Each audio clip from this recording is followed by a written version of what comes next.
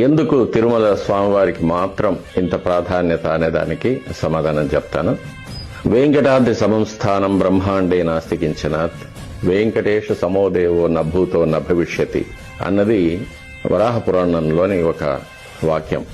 ఇది వేదవ్యాస మహర్షి వేదరాశిని 4 వేదాలుగా, ఋగ్యజు సామ అథర్వణ వేదాలుగా సంక్షిప్తం చేసిన తరువాత రాసిన 18 పురాణాల్లో ఒకటి వరాహ పురాణం. కొన్ని వేల సంవత్సరాల ముందు రాసినవి.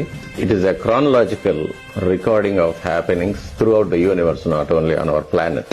ఈ శ్లోకానికి అర్థం ఏంటంటే, వెంకటాచల పర్వతాల వంటి, వెంకటాచల క్షేత్రం వంటి పవిత్రమైన ప్రదేశం ఈ బ్రహ్మాండంలో, మన భూమండలంలో కాకుండా బ్రహ్మాండంలో కూడా ఎక్కడా లేదనేది. అలాగే వెంకటేశ్వర స్వామి వారి ఎంత శక్తివంతమైన దైవం భూత భవిష్యత్ వర్తమాన కాలాల్లో ఎక్కడా లేరనేది ఆయన ఒక్కడే. కాబట్టి ఆయనకు అంత ప్రాధాన్యత. స్వామివారిని క్షణమాత్రం దర్శించుకుంటేనే వారి యొక్క లౌకికమైన కష్టాలన్నీ తీరి వారికి క్షేమం కలుగుతుందనేది భక్తుల యొక్క నమ్మకం. అదే వాస్తవం కూడా.